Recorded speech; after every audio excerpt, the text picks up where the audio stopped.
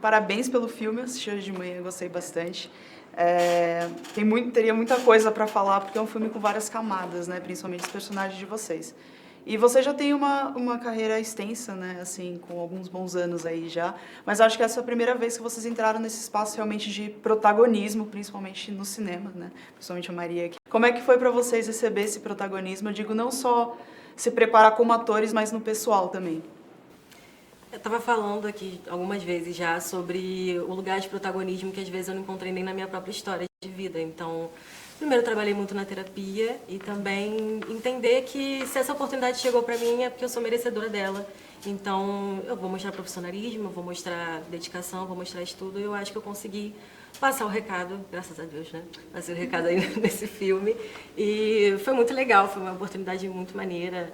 Os sets de gravação, eu acho que a gente vai aprendendo tudo com todo mundo também. E ter uma personagem que seja complexa, que seja cheia de nuances, também ajuda muito a enriquecer o trabalho e a gente a pensar de uma maneira que não seja tão óbvia. Na verdade, não é o meu primeiro protagonismo, né? Na verdade, eu comecei em Capitães da Areia já como protagonista. Não era ator, e aí numa peneira no meio de 1.200 adolescentes eu passei e fiz o Pedro Bala, que era o personagem principal. Depois veio o filme Na Quebrada. Na verdade eu só posso agradecer porque eu sou muito privilegiado no quesito cinema, assim, porque todos os trabalhos que eu fiz até hoje foi num lugar de destaque, assim. Então, tipo, teve Capitães da Areia, que foi um protagonismo, aí depois veio o filme Na Quebrada, do Fernando Andrade, onde eles contam 5 histórias de jovens da periferia de São Paulo, e uma dessas histórias é a minha também, e agora eu tive a honra e o presente do Pará ter caído no meu colo, né? Que pra mim foi sensacional, porque pensando nisso, né? É difícil você fazer um personagem como esse, principalmente se tratando de um personagem que existe, né? Que existiu, e que a esposa dele tá aqui pra assistir, inclusive. Então, assim... Sem pressão. Entendeu? Então, pra mim é um desafio muito grande mesmo, porque a gente... tem essa coisa de que a gente precisa dar conta, sabe? A gente já tem esse peso que a gente nasceu favelado, que aí a gente já tem que dar conta de qualquer jeito. E aí, se tratando de um protagonismo e um personagem que existiu, eu acho que é mais desafiador ainda. Então, pra mim, foi maravilhoso receber esse personagem e esse desafio de dar conta, né, dele. Inclusive, a minha segunda pergunta era sobre isso mesmo, da questão de ser personagens baseados em pessoas que existiram, né? Então vocês tinham referências reais ali. Para vocês criarem o personagem, porque é baseado, mas não é exatamente a mesma coisa, né? Até os nomes são diferentes e tal, é uma ficção, né? Vocês, para construir o personagem, vocês pegaram essas referências reais ou vocês preferiram deixar isso um pouco de lado, focar no roteiro e na bagagem que vocês tinham mesmo, para construir meio que do zero, assim? Foi um pouco dos dois. Eu li o livro, a número 1, e tirei algumas informações dali, como música, cheiro, apelido. Acho que são informações que vão enriquecendo o laboratório, são importantes para o personagem. Porém, até o próprio diretor pediu para a gente ter um pouco esse afastamento de não trazer essa pressão, esse peso, essa responsabilidade de a gente estar falando sobre uma pessoa que existe, porque é uma adaptação. Então, é um recorte daquele livro, é um recorte daquela história, que acaba trazendo outros pontos de vista, né? E até esse distanciamento dessa pessoa de ter um nome diferente de personagem, né? No meu caso, a Rebeca, acaba trazendo uma nova persona, uma pessoa que está nascendo. Então, fiquei muito feliz quando ouvi da Raquel de que ela se viu muito na história, de que ela ficou muito satisfeita com a minha interpretação, com a minha sensibilidade. Então, isso tudo me ajudou a enriquecer o trabalho. Eu acho que isso é uma coisa que a gente conversou, quando a gente escuta essas coisas já é o suficiente. Eu acho que é isso, mas, no geral, eu tentei tirar um pouco essa pressão de que existia uma Rebeca na vida real e que eu precisava ser fiel a isso, porque não teria como. Não teria como. Mesmo que ela me contasse todos os detalhes da vida dela, como eu não vivenciei, eu ainda estou contando do meu ponto de vista, eu ainda estou partindo do meu ponto de partida. Então, acho que foi isso que ajudou. Pra mim, tipo, assim, inicialmente, eu sou o tipo de ator que eu sou muito estudioso mesmo. Assim, quando eu pego um trabalho, principalmente um trabalho com uma responsa desse tamanho, eu vou assistir todas as referências possíveis de filmes nesse modelo, de pessoas que conviveram a isso. Quando eu soube do Pará, eu fui ler o livro, e aí eu fiquei buscando na internet tudo que eu pudesse ver de foto dele, de imagem, de entrevista, de tudo, até que o João chegou pra gente e falou isso. Ele falou, cara, eu acho que a gente não pode ficar muito preso também aos personagens reais pra gente não noiar e tal. E aí foi quando me deu um start assim, eu parei pra pensar, eu falei, cara, eu conheço esse personagem. Eu não preciso fazer esse laboratório todo que eu tô fazendo porque eu conheço. Então, aí é isso, é voltar pra comunidade. E aí lembrar de tudo que eu vivi, dos amigos, e voltar pra comunidade, trocar ideia com essa galera. A gente ter gravado na comunidade também foi maravilhoso, porque a gente estava ali em contato com a comunidade acontecendo, sabe? Então, eu acho que foi o que fez esse filme estar, inclusive, com essa energia, sabe? A gente tentou trazer a energia dos personagens, mas não, pelo menos eu, mas não imitar alguém, sabe? Porque aí eu acho que quando a gente vai com imitação, vira uma outra coisa. Então é isso, é trazer a essência do personagem. Quem é esse personagem, tá ligado? Qual tipo de favelado esse maluco é? E eu vou começar pelo começo, falando com o João, que eu gostei muito da cena inicial, porque eu sou fã de cenas de ação com música que tipicamente não é de ação. Ainda mais uma música tão brasileira, eu achei sensacional. E ele já coloca, assim, um ritmo frenético pro filme, né? Você sempre pensou em começar já com essa cena, assim, já dando um spoiler? Como que foi pensado ali? Cara, Deslizes é a música do casal. No livro, a Raquel fala que era a música dos dois, dela e do Pará, enfim, foi sempre a música da vida deles, eles cantavam a vida inteira e tal. E aí veio essa ideia, né? Porque a gente está trabalhando com uma estética, que é uma estética... A gente estava experimentando muito na estética desse filme. O fato de trazer a Betacam, né, de que é uma câmera antiga, que mistura com as imagens de arquivo que estão ali preenchendo o filme, que te leva um pouco para esse ambiente.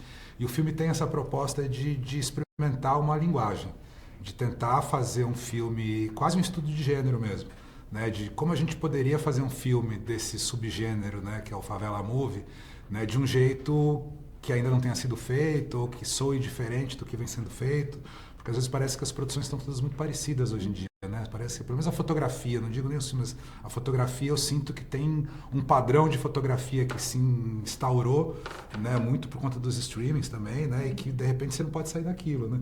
E a gente resolveu fazer uma fotografia que era mais solta, um fotógrafo que era de documentário, né, e tal. E aí a gente, estou falando isso porque a gente pesou um pouco a mão na estética, a gente botou um pouco mais de tinta, né? Não é um filme realista, assim, sabe? Tipo, é um filme que tem a sua fantasia ali, de algum jeito, né, porra?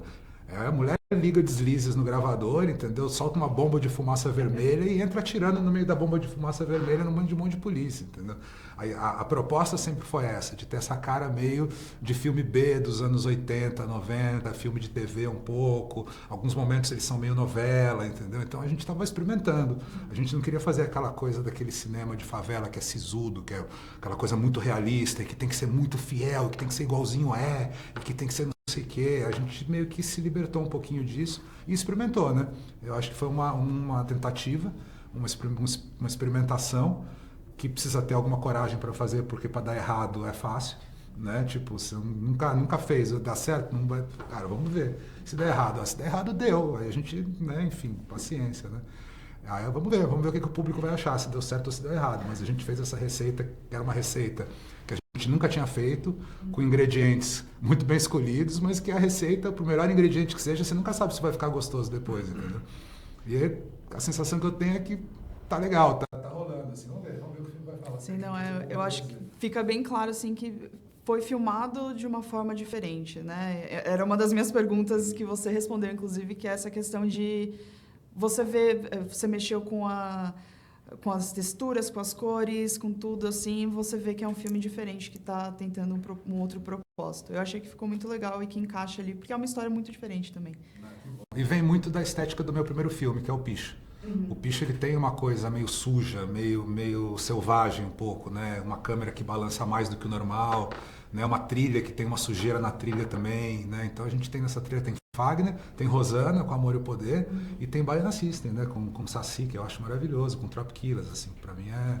Então, assim, eu gosto muito, acho que a trilha do filme ajudou nessa sujeira também, de algum jeito. E a minha próxima pergunta é para o Milian e para o Otto. Vocês fazem o Amoroso e o Del Rey, que são os bandidos assim mais da velha guarda, né? Que hoje em dia a gente já não vê mais tanto na ficção, porque agora é uma coisa mais estereotipada assim do cara novinho e tal, com a arma na mão. E eu queria saber, assim, de vocês, eu acho que o Del Rey é mais ainda raiz, assim, que é daqueles que não tem papas na língua, não tem filtro, não tem nada. Já o Amoroso, ele tem ali ainda a religião que segura ele de alguma forma, né? É mais legal você fazer esses personagens, assim, esses vilões que são mais vilão raiz, assim? Como que vocês encaram isso? Eles são mais românticos, né? Eu acho não mais raiz, eu acho que ele vem de uma época romântica mesmo. Que a religião ainda era uma religião que movia a pessoa e que o cara tinha um jeito, um estilo de se vestir, uma certa elegância, se preocupava com o cabelo, se preocupava com o negócio, mas ele não se preocupava pelo poder ou pela estética, se preocupava pela própria vaidade de como vai se apresentar, não por mostrar, ostentar um belo carro, um belo tênis, não, era um cara que se botava respeito e que as pessoas respeitavam e que ele se sentia pai de todas aquelas pessoas ali, né? Quase cultural, né? Era uma coisa quase cultural mesmo, assim. Acho que até hoje, todos os lugares existem uma figura desse tipo ali dentro. Então, eu vou bater na tecla de novo. Para mim, o mais legal de tudo foi contar uma história em que eu já visitei ela de várias formas pela visão de uma personagem feminina. Ela é o motor do negócio, ela que dá o tom, ela que enxerga o homem da maneira como ela quer. Eu não tinha como defender o homem, porque eu não estou falando de um homem, é uma mulher que está falando de um homem. Então, como é a maneira que ela vê esse cara que a gente sempre coloca nos filmes, de uma maneira tal, da maneira como a gente vê, como que é uma mulher de fora vendo todos esses babacas que de alguma forma têm o poder na mão e se colocam de uma... né? Então, para mim, era interessante botar de uma forma mais humana também, para ela ter a dificuldade de mostrar a babaquice desse cara, mas, ao mesmo tempo, a fragilidade inteira de me colocar à disposição de um olhar feminino, né? Quem manda nesse filme todo é um olhar feminino.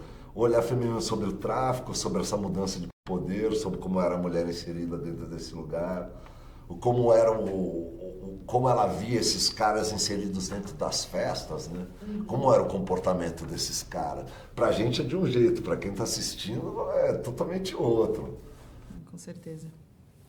No caso, depois que o João falou, depois do sotaque do Nordeste, e agora vendo tudo isso, assim, cara, eu acho que a diferença dos dois aqui é que eu sou aquele imigrante nordestino, cheguei, estou mexendo em arma, estou mexendo com tudo, olhando a praia, devia vir lá do norte, digo bruto, porque deve ter vindo de um lugar bruto, e assim, talvez aí é que tenha, ele estava mais refinado, estava mais dono do lugar, da vida, e eu sou aquele que, como todo nordestino, se você for ver, é uma luta de... Que é um estrangeiro. É um estrangeiro que chega aqui, tem que, sai de 40 graus, tem que pegar 12, 10 aqui nessa cidade e procurar. Aí eu acho que agora eu juntei, você trouxe a coisa. Eu sou, a diferença é essa, eu acho que eu sou imigrante, aquele cara bruto, cavalo, que está mexendo em arma agora, já mexeu em faca, mas está indo para a arma, tá droga agora. Tá alucinado pela parada. Que essa característica da Rocinha, né? Que a Rocinha era uma favela predominantemente branca e clandestina, né? Por conta da galera que veio para a construção civil. A galera construiu o Rio de Janeiro, na verdade, né? Sim, era lá que ficava. A gente fez questão de que os bandidos fossem, né? Tivessem esse sotaque, que o filme tivesse esse sotaque, e que os bandidos fossem brancos.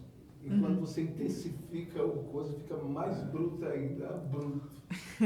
Coisa. Muito obrigada de novo, parabéns pelo filme.